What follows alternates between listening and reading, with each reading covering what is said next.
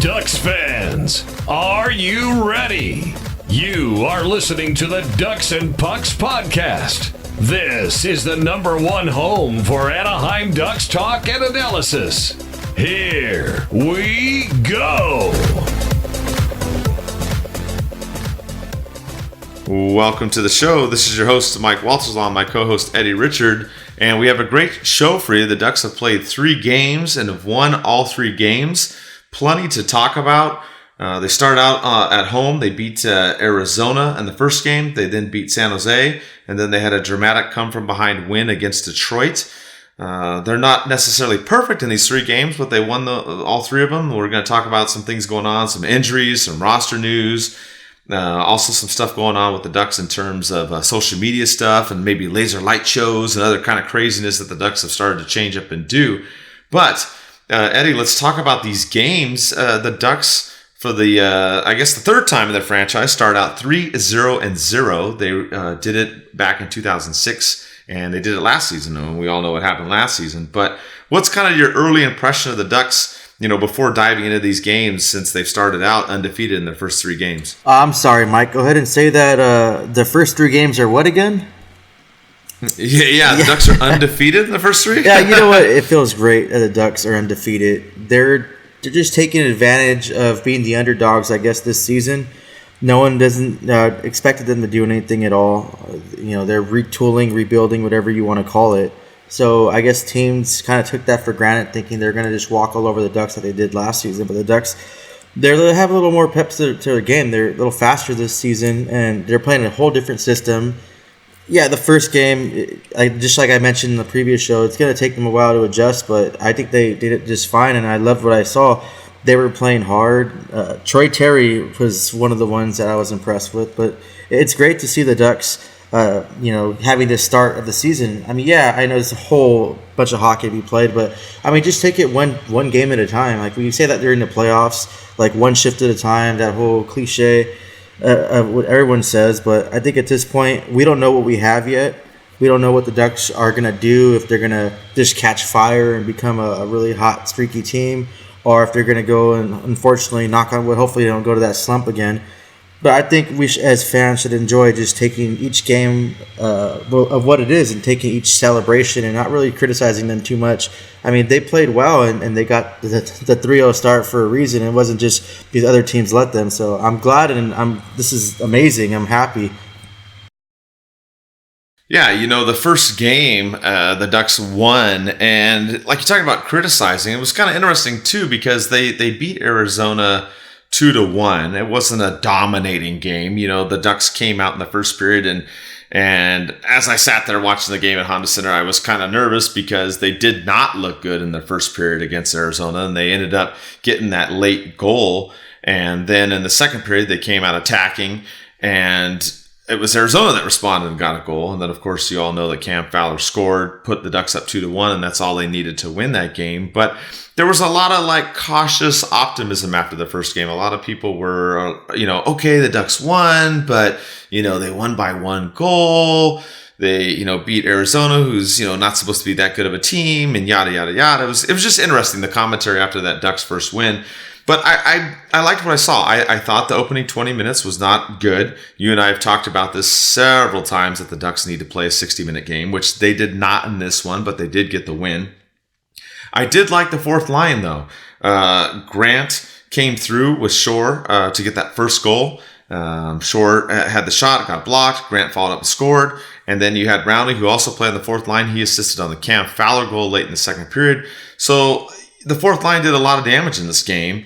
And that was the key for the Ducks to win. And we can talk about the other games in a minute. But if you look at the way this game went, and the kind of the strategy behind Dallas Eakins, is the Ducks are rolling 4 lines. They're not so much relying on Getzlaf in the top line to do all the minutes.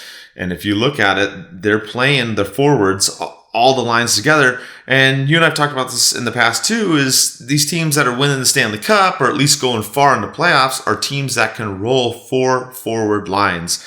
And even though the Ducks barely won the first game, I liked a lot of things I saw in that contest. Oh yeah, that 4th line was amazing. They had so much energy. they took away from the other three lines. Not saying the other three lines weren't good, just that fourth line had extra fire that game. They really came out hard. It was great to see Grant, as hard as he works, get rewarded scoring the first goal of the season. And fortunately for me, I was like right a few rows from the glass to see that. So that was just really amazing. I almost spilled my beer to get up and cheer. I'm glad I didn't, because that would have been an expensive thing. But it was a great game, and I think people got upset, and I don't even know why fans got upset. I mean, we won the game, our season opener. We should be celebrating, but I know there's a few negative Nellies out there. And I think people have a misconception of Florida, and they think that, or not Florida, I'm sorry, Arizona. My mind's somewhere else, vacation. But Arizona used to be a terrible team. They have some firepower. They have some young guys that can move the puck, that can score. They have a dangerous team. They're not the Arizona we're used to playing back when it was like an easy, just go in the desert, get a tan, just like everyone thought the Ducks were by playing their backup goalies against us.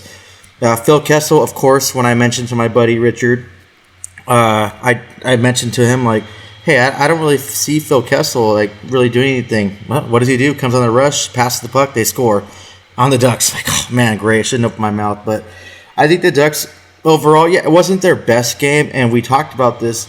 It's a brand new system they're incorporated with. It's a brand new coach. They're doing things different. If you guys haven't noticed, the training camp is closed for the public. I'm sure there's a lot of other things that are changing. It's a different style of coaching and different way that they're coming at things. So it takes them a while to kind of like pick it up and get to it. I liked how the Ducks had that more speed and they were moving the puck well. I liked Gibson's game too. I ran into a guy, Kurt. Thank you for listening to the show. He's a goalie too. He mentioned how Gibson's playing the angles a lot more, and he looked great. And Gibson looked just, everyone was afraid because he was, I guess, hurt or what have you. He got pulled from that game in the preseason, which I forgot about already because no one cares about the preseason too much. But I think he looked great, and I had a fun night. It's season opener. It was great, minus the beer prices, but I didn't mind. I still paid for him with a smile and got a nice Ducks win. Went to sleep happy, woke up happy. Yeah, what's funny is I didn't go to the preseason games. I either watched them on TV or listened on the radio. And if you listened to our podcast last time, Eddie Richard talked about those prices. So when I went to the home opener, yeah, I mean, I was not happy at the prices. I'll tell you right now. So a double shot Moscow Mule was $30 at the game, and I was like, "Are you kidding me?"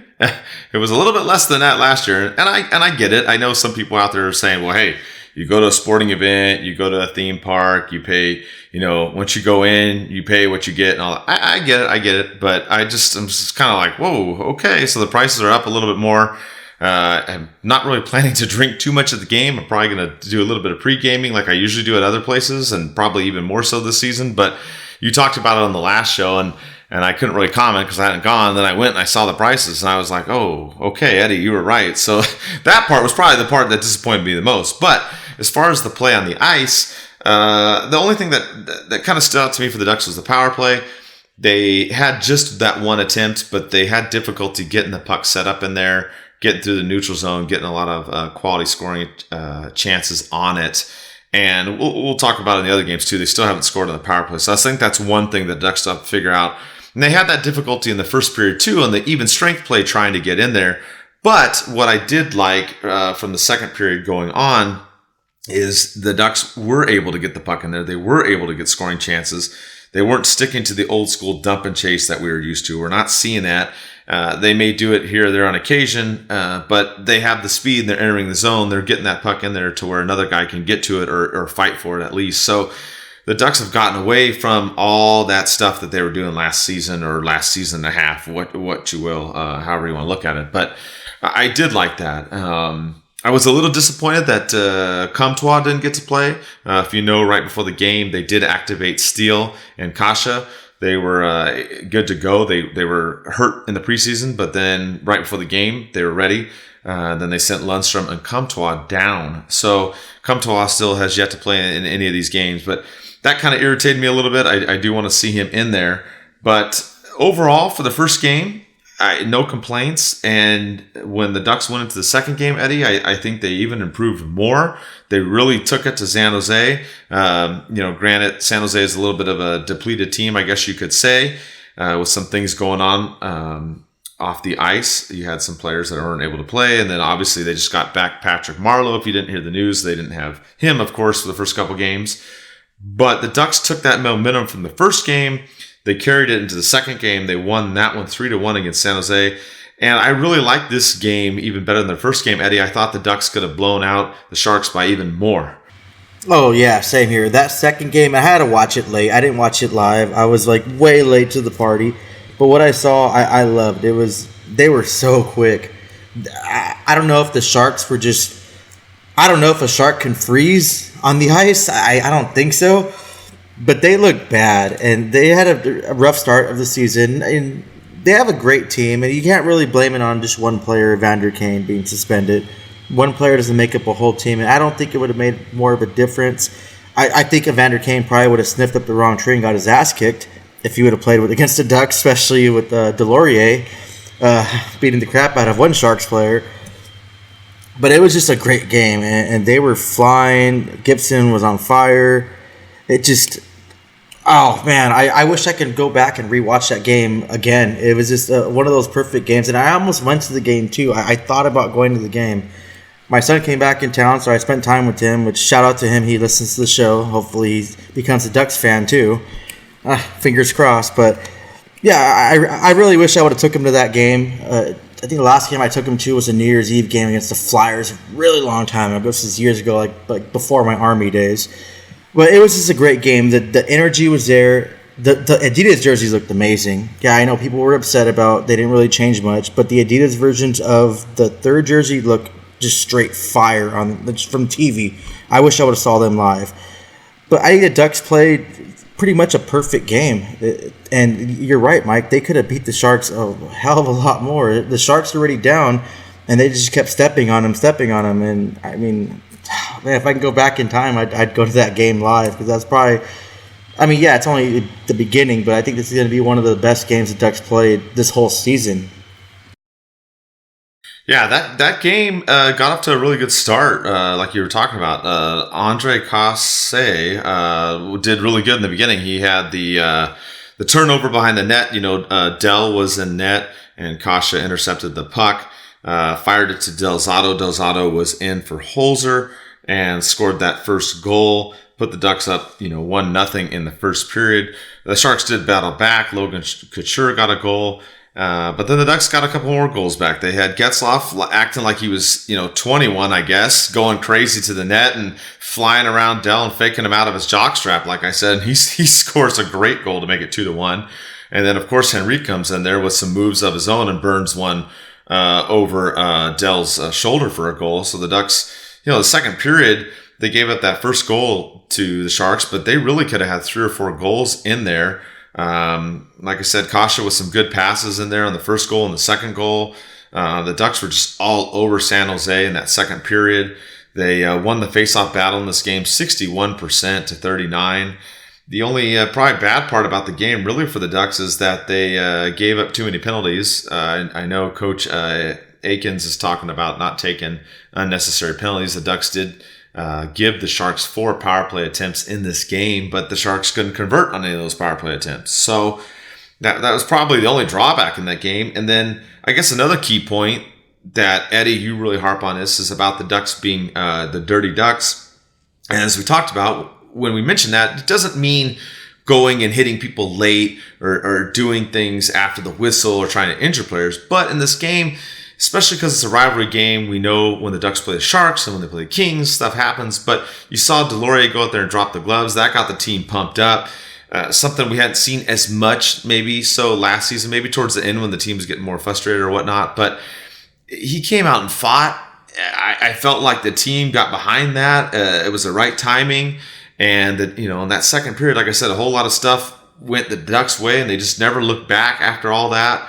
It's just almost a complete game for the Ducks. Like I said, other than taking a couple penalties here and there, I thought this was a really well played game by Anaheim, Eddie. Oh yeah, I definitely agree. And Uncle Rico's goal was straight out dirty.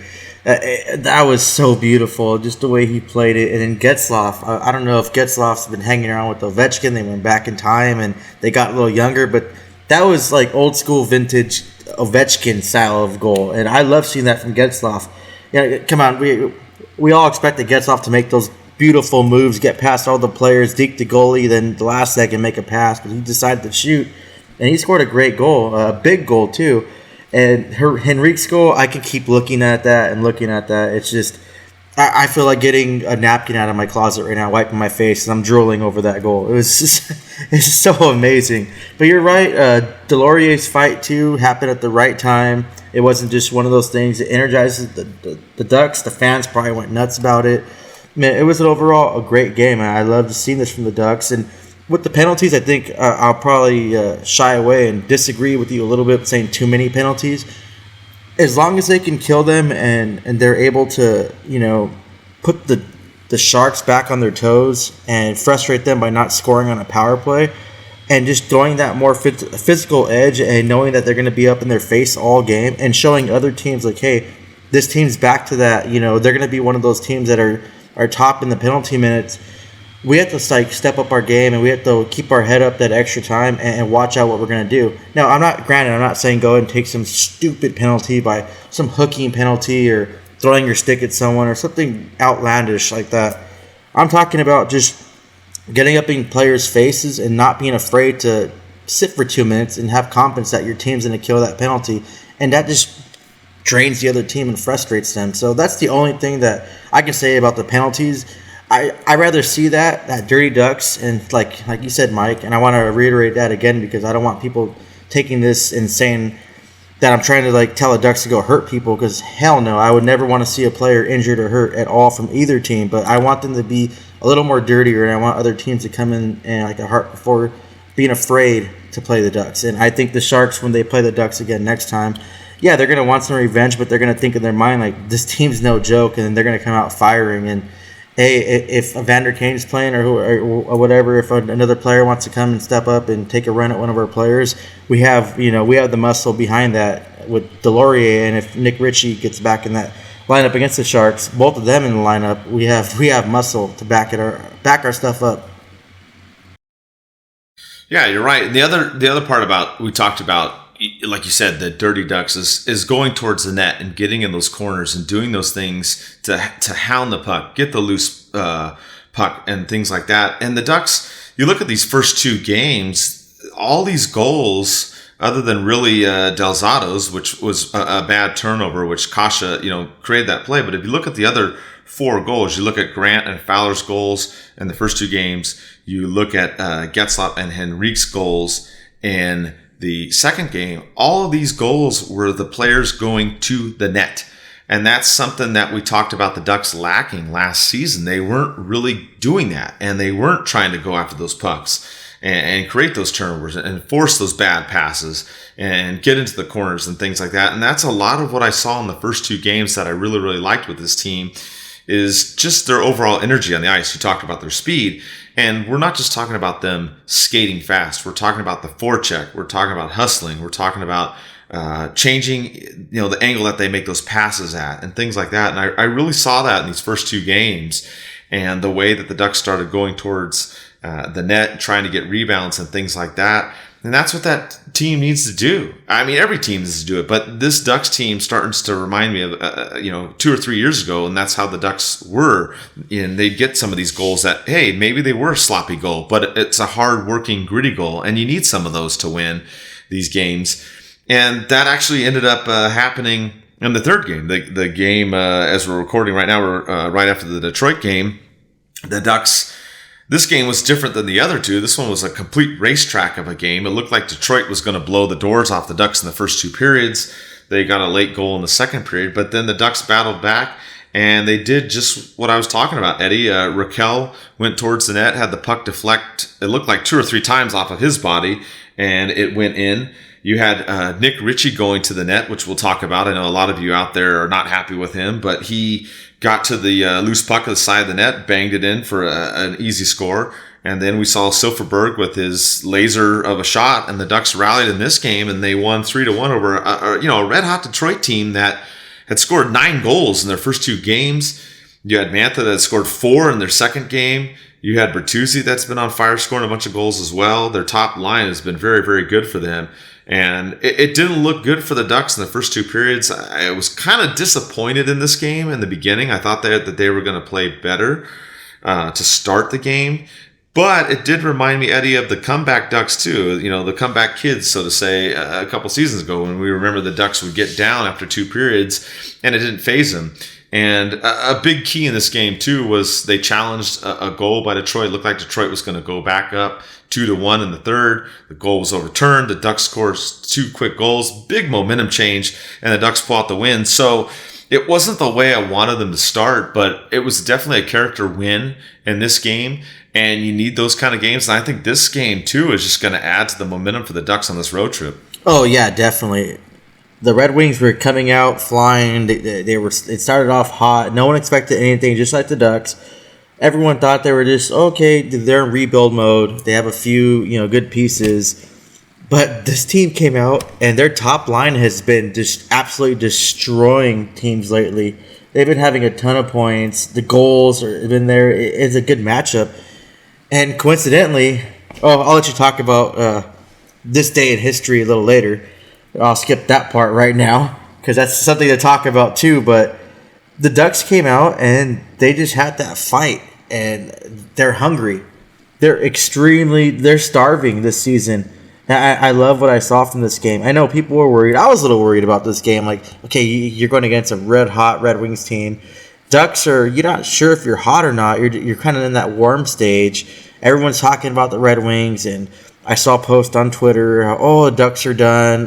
NBC posted undefeated teams. I saw a few things. After today, Ducks will be defeated, blah, blah, blah. But no, they came out strong, and they didn't give up. They let the first goal go in the second.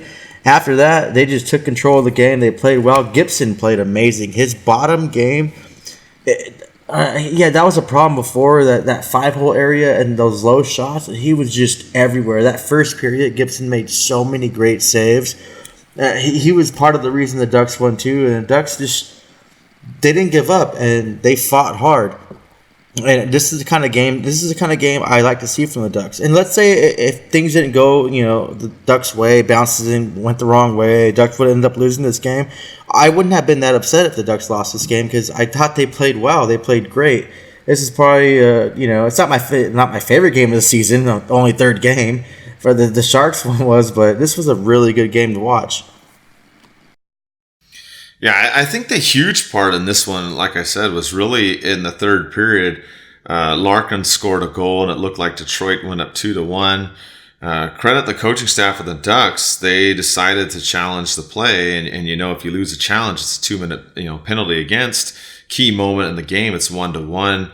If the goal stands, it's 2-1 Detroit. So they ended up seeing the replay. It was very, very close in the replay. I mean, I want to say it was offside by, like half a millimeter. I mean, it was very, very close. We posted the video on Twitter if you didn't see it.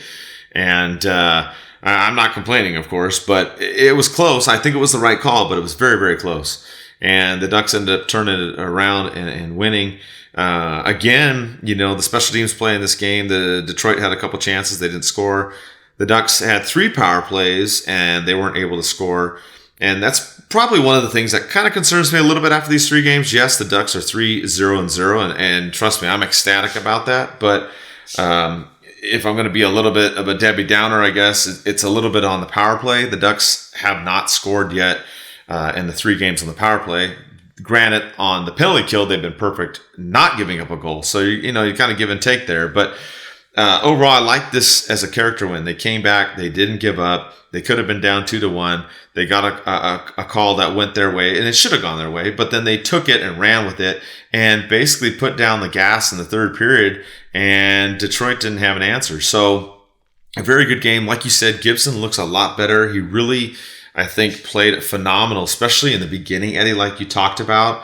His positioning looks a lot better. Granted, they had a couple post shots that they got lucky with in this game, but overall, I mean, you're playing a dangerous Detroit team that's, blew out the first 2 teams they played. And granted, they played against some backup goalies. I get that. But still, they'd scored 9 goals in 2 games. I don't care who you play. That's a ton of goals in hockey. And for the Ducks to hold them basically to 1 goal, it's pretty phenomenal. So I was happy with this game overall, Eddie. I don't know what your thoughts are on this game or just on any of the 3 games so far. I think the Ducks have scored some great goals in all 3 games. You had Cam Fowler with a beautiful Bardowski, and then you have Rico, another Bardowski with a backhand, and then I think Ritchie's goal too. A lot of people are talking about and speculating about Nick Ritchie this season. It's been for a while, and I get it, and I understand where you're coming from. You guys are posting the what ifs a lot. What if we drafted X, Y, and Z? Yeah, I mean, we can what if all day, but the reality of it is we picked this player at the number 10 that we got him at, and we're hoping for the best. He does give that physical game, and I saw something I liked a lot of him. He was getting to those dirty areas, and he scored a goal. He got rewarded for it, and he didn't give up on a play. The puck was right there, and he usually last season a few times, and even with Perry too, which we all love Perry, and I'm not saying there's anything wrong with him, but there's times where Perry was just kind of like lazy around the front of the net and around those dirty areas and didn't really hustle that much. And same with a lot of the players last season, and I don't blame them. It was a bad season, and I'm pretty sure they had some different opinions and negative thoughts about the coach they had last season. But Nick Ritchie just crashing that net and scoring that beautiful goal after getting scratched, you can go either way. You can be like, hey, screw this team. I'm just going to go out there and go through the motions and earn my paycheck. I'll just, either be traded or sign with another team next season or whatever. No, he went out there. He took that scratch like nothing. He went out there. He played hard. He played tough. And he got rewarded with a beautiful goal. I think his goal was well deserved and earned. Yeah, that was a big goal, I think, for him because, like you said, I seen a lot of comments out there about people saying, hey, Comtois was recalled on the road trip. Sam Steele went back on the IR, so then people were thinking, with the roster and trying to, stay within the 23-man roster, what's going on with this? Is Ritchie going to get traded? As of right now, I don't see it. I don't see him getting traded. Come the trade deadline, if this is the only goal he gets, then yeah, maybe we can revisit that topic. But a lot of people speculating on him getting shipped out, ASAP, right then and now. And I don't see that. The way this team's playing, Dallas Eakins is really big on playing the 4 lines. And he's done that so far. He's not relied on the top line so heavily. And that was the problem we've seen before with Carlisle. Is like the first 2 lines would play most of the time, maybe the 3rd line, then the 4th line didn't exist. This team's playing. They're rolling everybody. And I like what I'm seeing on the offensive side of the puck. And then on the defensive side, he's putting Lindholm and Manson together, and they're out there to shut down the opponent's top lines. And so far, between them and, of course, Gibson, obviously, the Ducks have given up just 1 goal in each of these 3 games, which is a club record to start of the season, giving up just 3 goals and to start the season in these first 3 contests. So I like that. He's got Fowler and Gooley. They're that second pairing. They're kind of that speed counterpunching duo, and they've been doing well. And then they've been rotating that the 3rd pairing. They've had Holzer and Delzato in there. I thought Holzer kind of had a little bit of a weak game in the season opener. He kind of got out of position, made some mistakes here and there, which is kind of uncharacteristic of him. Usually he's not going to get you any goals. He's not going to do anything fancy, but usually he's pretty consistent with his passes and defense. He was a little bit off. So I like them putting in Delzato. Obviously, it paid off in that second game.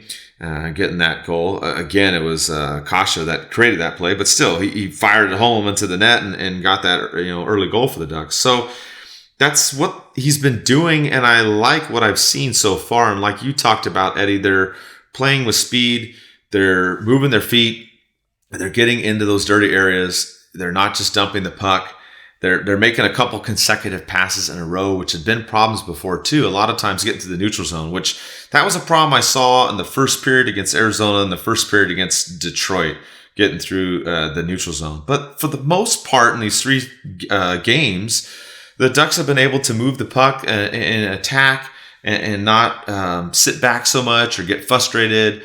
And overall, I mean, I'm not going to say give them an A+ these first 3 games, but you have to like what you're seeing, Eddie. They're 3-0-0, and they're playing completely different than they did from last season. Oh yeah, I 100%, 10% agree. You do what it takes to win. It might not look pretty, but you know what? Look at the Blues. A lot of their wins last season weren't pretty. A lot of their wins during the postseason weren't pretty, but they still accomplished the main goal of every fan and team's wish of the season is win the Stanley Cup. I'm impressed what I've seen, and I was nervous, especially coming a new season, new coach, and how the Ducks are going to respond. Yes, they're still retooling, and I'm throwing my little 2 bunny ears, whatever you call them, the quotes in the air. They're still retooling to do, but I think this team is trending in the right direction, and as long as they keep improving in all the stats that they need to work on from last season, then I'm all for it. Yes, I understand this undefeated streak's not going to last forever. I just want them to keep improving game by game on those little things. And like Bob Murray says, retool. Like, just retool your game. Hey, if you go on a slump, retool your game. Change it up. Shoot differently. Rotate your wrist and shoot. Close your eyes and shoot. Just do something different to get a different outcome. And have a coach that backs you up if you want to try something different. Like what Cal talked about in a recent article before. Just go ahead and do something that's going to go out there and make you change the game up to get a win. That's the most important thing. And like you said, Mike, the Ducks scored 8 goals in the last 3 games and only allowed 1 goal each.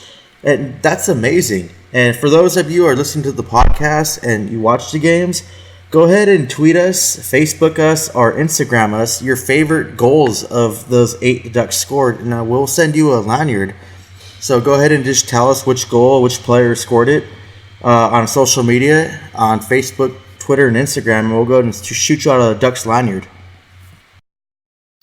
Yeah, I mean, there's a lot of good highlights from these first 3 games. Like you said, all these goals. And yeah, I mean, what a change. The Ducks have started out strong.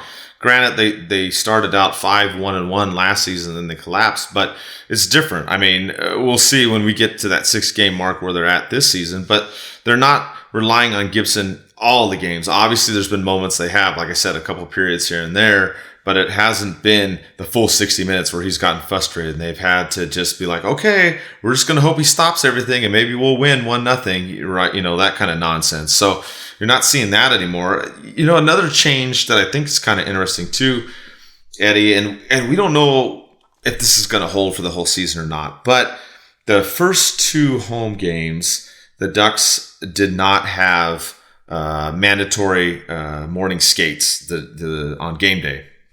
And then they did have one for the game against Detroit.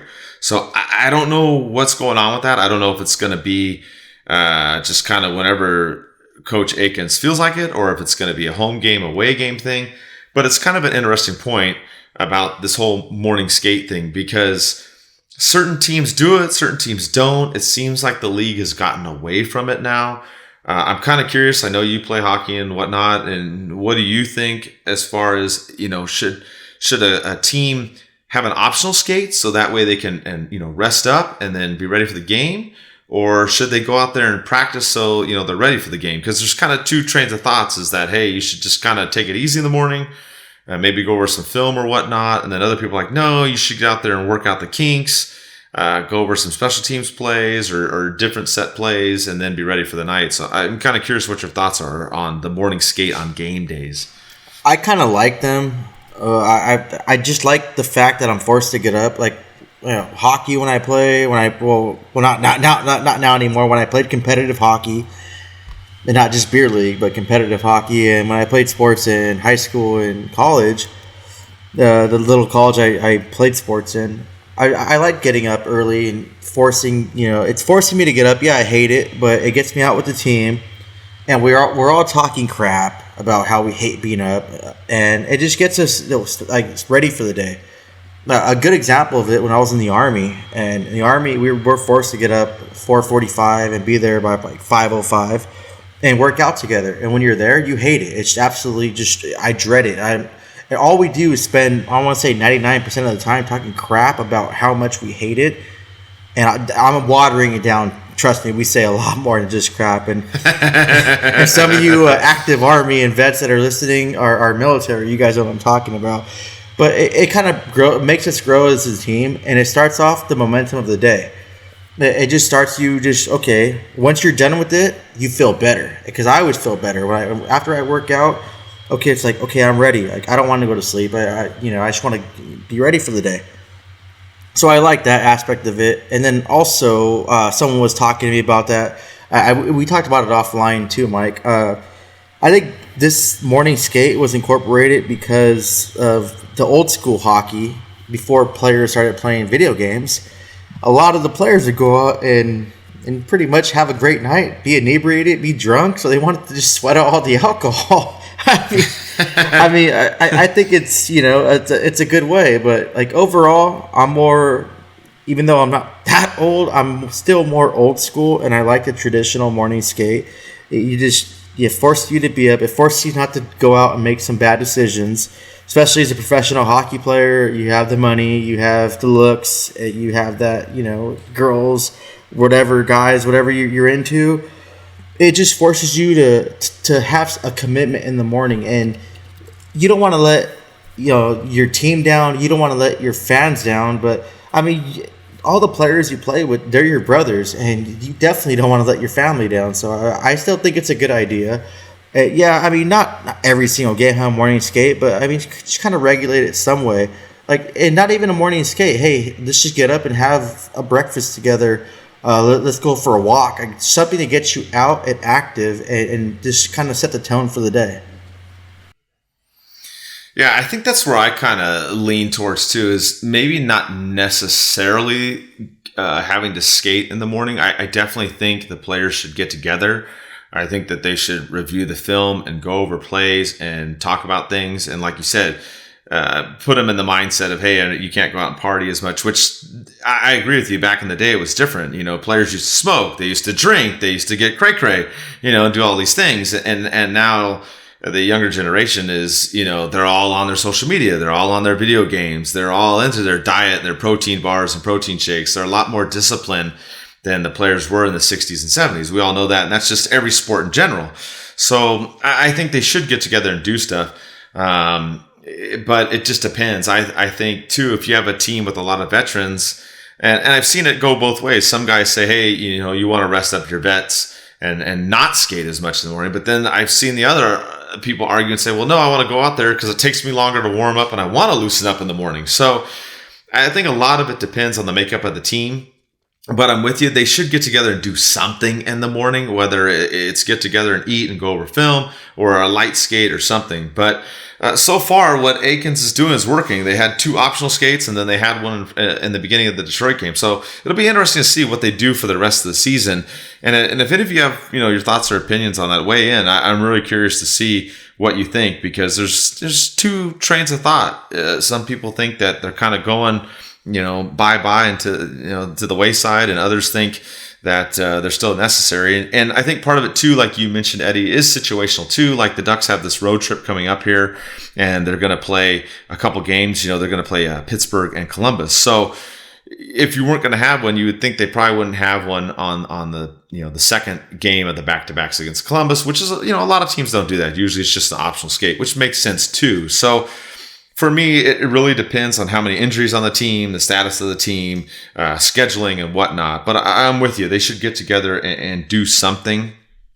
Get the guys together, at least talking, like you said, hanging out and going over some of the plays and whatnot, even if they don't necessarily get on the ice. So, like I said, if you have any comments or concerns or questions about that, or you want to weigh in, same thing, weigh in on social media. Let us know what you think about morning skates. If they should go bye-bye or if they should keep them, or if you think it's somewhere in between. So go ahead, Eddie. Did you want to weigh in on it one more time? No, I just want to touch on you guys are more than welcome. This is your podcast. This is your page. Like, we do this for you. I mean, if we wanted to talk about things amongst yourselves, we wouldn't do a podcast. We'd just get together, Mike and I, and just talk about just whatever we want to talk about. But this is your show. This is your podcast. This is your social media. You want to weigh on anything, feel free to tweet, Facebook, Instagram, anything. Send us an email. Just message us directly. We appreciate that. We appreciate all the feedback. Like I said, this is your show too. So whatever you want to talk about, whatever information you have, I mean, let's chat it up and talk. I'm always open to talk to any fans about anything. And the few fans that listen to this show that message me frequently on Facebook, it's mostly, and Twitter.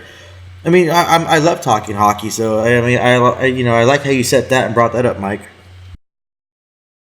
Well, we usually do a poll question too each week, and then that gets me kind of to the next segment, if you will. We talked about the Laser pregame show, which the Ducks did it for the home opener, and then at that time they weren't sure if they were going to do it for the second game, and then they did do it. It's still up in the air if they're going to do it for the rest of the season or not. From some of the team members that I've talked to in the front offices and whatnot, they're looking at different options, and they're not sure if they're going to carry it on or not. But I saw a lot of mixed kind of reactions. Some people didn't like it. I know some people kind of said, okay, well, they brought it in, but it's like too little too late, which I'm kind of like, well, at least they did it finally. I mean, I'm the opposite. I'm like, better late than never. I mean, I get it. The Ducks are a little bit behind in their like pregame special effects, if you will. Some of these other teams have some pretty wazoo things going on, like the Vegas Knights and whatnot. I mean, that's just the way some of these teams are doing things now, but they did it. And we did a poll question on it, and it was like over 80% of you did like the pregame laser show. So we'll find out if they're going to, continue it on the next homestand, which is going to be a little bit of ways, another week or so. But I liked it. I know the fans in the 300s and the 400s liked it. You could see it pretty well. I guess the fans in the 200s couldn't see it as well.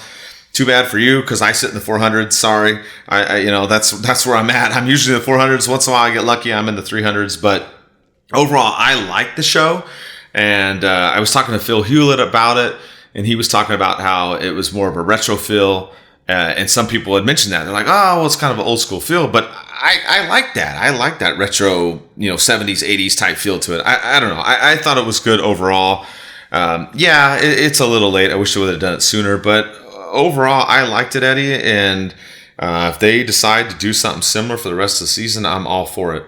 Yeah, I definitely agree. My favorite part was when I watched it, because I didn't see it live, but just hearing Phil Hewitt's voice, it just felt like I was home again. It felt that warm, welcoming feeling when you hear just him announcing. It's just like, okay, I'm home.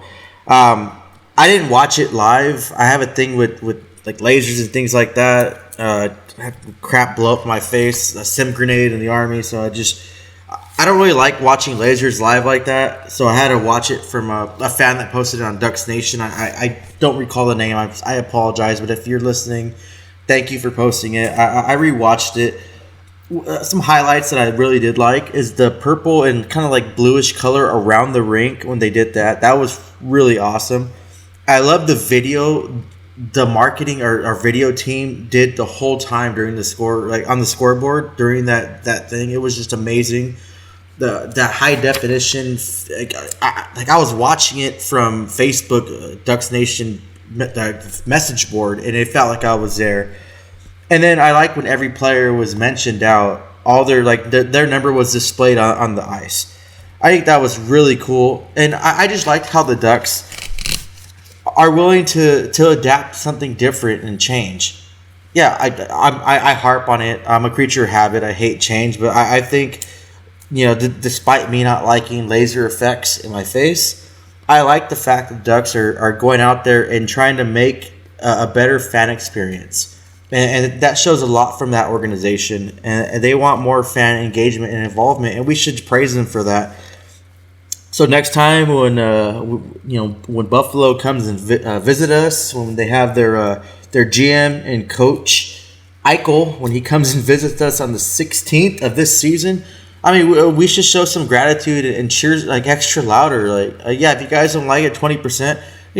Trust me, I'm with you with the laser thing. But hey, you know what? They're actually trying to do something different for the fans, and I appreciate that. I love the gratitude, and you know what? Next time I'm there, and I plan to be on that game when they play Buffalo, and I'm gonna cheer my ass off, even though I don't like the laser thing. I just still appreciate the whole change of it, and it's not too bad. I mean, like, for people that were military too, that have those triggers with colors and things in your face, it was kind of good to see, watching it after. So I applaud them for willing to make a change, and they made other changes too, and they're just trying to engage fans more and be there for fans, and you can't fault them for that. I love it. Another change that they made too, Eddie, one that we talked about for a while, and I know you and I aren't the only ones. I know a lot of you out there talked about it too. The Ducks finally made a Wild Wing social media account. They put together a Twitter account. They put together an Instagram account as well. And so they finally did that. That was something that a couple people within the organization, I suggested to them, and they butt heads with me on it. And I know other people did as well. And I was happy for them to finally do that. And yeah, again, like, they should have done it a long time ago. I get it. It's the same thing with, upgrading the pregame show. But like you said, Eddie, I mean, they're listening to the fans. They're trying to engage the fans more. They're doing more things that are fan friendly. So I'm happy that they're bringing in an official Wild Wing. Like I said, it should have been several seasons ago, but finally they listened, and they're doing that. So to me, the organization is going in the right direction, trying to do more things, and listen to the feedback of the fans and get people more engaged and excited about the game. So there's an official Wild Wing. If you didn't see it, it's on Instagram and Twitter. Posted out some links about it, so you'll see him tweeting out some more stuff. And as we record today is the Ducks' actual anniversary of their first game ever, October 8th, 1993. You remember they played Detroit, and the Ducks ended up winning today, but of course they lost the very, very first game, and that was the first regular season game that they had ever played, and the first one I ever went to is when I first became a Ducks fan. So the Ducks got a little bit of revenge this time around, beating Detroit, and you can kind of celebrate that. Hey, now they finally got a Wild Wing too. It took them 20 plus years, but they ended up doing it. And granted, we didn't have Twitter and all that stuff back, in the early 90s. It wasn't what it is now, obviously, with all the social media and stuff. But you got to like the direction that the organization's going in overall, Eddie. Oh yeah, I can't agree more with you. We did beat Red Wings, I think, for their 21st anniversary last home opener too. So that's correct. Yeah. Correct. So we can rub that in their faces as well. But yeah, it's awesome to have that. I want to give a big shout out to @WildWingNHL. He's been harping on this, or whoever he or she, I don't know, personally, whoever's running that account has been harping on just trying to get the Ducks to get a Wild Wing count as well. And so a big shout out to him, and I hope he still continues to do what he does, or he or she, whatever. I love the page. I suggest you follow them. But I'm glad the Ducks took that step this season and brought their official Wild Wing to social media. And they're not being really silent or conservative about it. They're going out there with the bang. I mean, they're not gritty, crazy. They're not crossing, some borderlines like Bailey does, but they're right in the middle where it's okay, it's cool, it's good to have it. I'm glad that the Ducks stepped up and did that, and I suggest you follow both accounts at Wild Wing ANA and at Wild Wing NHL. One's a fan account, one's the official account, but they're both equally great in my opinion. Yeah, absolutely. You're right too. The person running the other account was harping on the Ducks too, and he and I had several conversations about it. So finally, it got done. And I know a lot of you. It's not just us. Like I said, I know a lot of you out there felt the same way. So it's out there now. That's done. So like we said, the Ducks are doing some more things to get engaged with the fans and be more widespread on social media, which is a good thing. Kind of getting towards the end of the show here, we'll kind of wrap up. We've talked about the Ducks and everything. Not too much league news. I know Patrick Marleau's back with San Jose, which was some news that came out today. So the Sharks might be turning things around, even though they lost again. They've lost their first 4 games. But what other kind of league news did you want to cover, Eddie, as we wind down the show? It's not too much. I have just a couple of things to say. But before I get to that, I want to just talk about CoolHockey.com, one of our sponsors. If you guys haven't heard of Cool Hockey, I suggest you check them out. I have about 10 to 12 jerseys that I bought from them, officially licensed jerseys. They're great quality, great price. They're officially licensed, great jerseys. They have this new, back again, the mystery box is back. What they do now is you pay a certain amount of money and you get a mystery jersey. And they have the Adidas jerseys. And this year is different because they can give you a different size. Yeah, it's kind of a gamble, but for some of you hockey studs and nerds like me, just grabbing a jersey for the price they give you is amazing, and I like collecting jerseys, so that's cool. This year they're actually throwing in, besides an autographed jersey, a special jersey you can get, they're giving you a one lucky fan that orders it a $1,000 gift card. So if you're listening to this podcast, you go to CoolHockey.com, and if you win that gift card, hey, Mike and Eddie, we'll give you our sizes. You can send us a jersey our way. But yeah, so go ahead and check out CoolHockey.com, and we thank them for being our sponsors. And as far as league news, I want to throw out James Neal. James, the unreal deal last season, actually came out and scored 4 goals.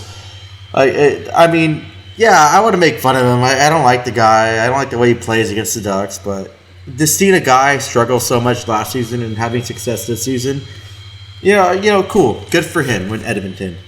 And then Lucic, another guy I'm not really fond of. And one of my buddies, Nate, pointed it out to me. Lucic fought in each one of his team's 4 debuts. So he fought Nikita Zadorov in Colorado when they played the Avalanche. Zadorov's a big physical player. He goes around throwing his body around. Lucic didn't like it. He goes and hits him. He doesn't respond. And they get into the fight. So it's just, it seems like that trade between both teams is paying dividends. And I think the change of scenery is something different. And I think it's working for both of them.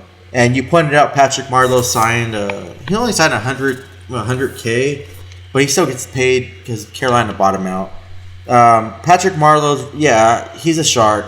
Whatever, but we have to respect that. He's been a veteran. He's a veteran player. He's been around forever, and I respect him a lot, just as a hockey fan. And I wish him the best of luck, except when he plays the Ducks. Period. Pittsburgh Penguins, they lost Malkin for a few weeks. That's going to be hurtful, especially when they play the hot Ducks coming in October 10th. Yeah, just real quick too on the Patrick Marleau is about 700,000 is what it was. I think you mentioned 100. I think your 1 and your 7 got crossed on our notes, but it was 700,000 that he signed. Still a low amount for San Jose. So he's back. We'll see how they do, and we'll see if San Jose can get back into it, because right now they're in last place in the Pacific. But with that, the Ducks have a 3-game road trip coming up. They're going to play Pittsburgh and Columbus. And then the Ducks are going to go to Boston on Columbus Day, which we are having a watch party at El Ranchito. The game is at 10 a.m., so it is an early game. So we're talking about mimosas and hockey for that day. Hopefully you can come out there. That's one of our other sponsors is El Ranchito. And also don't forget to check out patreon.com /DucksNPucks. You can get a $200 gift card from Cool Hockey. Every month we're giving one away as long as you sign up on there and become a member. You can also win game tickets as well. We're giving away at least 2 tickets to a game every single month. So a couple good things to look for. And we also brought back, the Ducks beat the Sharks, Eddie. We brought back the Sharks choking shirt. A lot of people wanted that. So if you want that, you can go to tpnhockey.com. It is on there. Getting some more of those made. We only had like small and medium left, but the most popular shirt we've ever made. Got to make it again. This is probably the 4th or 5th time we're making it. And I know it was just a game and not, going to the playoffs, but hey, it's always fun, to poke fun at the Sharks. So That shirt is still available, Eddie. It's still a fan favorite from Jerome Aginla, if you guys remember him. Because when I met him in Colorado, he loved that shirt. So I suggest you go pick that one up. Yeah, I mean, there's only a limited amount again this time. Who knows? Maybe we'll make it in the future for the 5th billionth time. I don't know. But that's still there as well if you want it. So we'll be back again next week. We're going to, like I said, keep trying to do a show every week. Most likely on Tuesday and Wednesday, somewhere in there in the week, we'll have the show out. So look for that. We thank you for all the support, and let's go Ducks.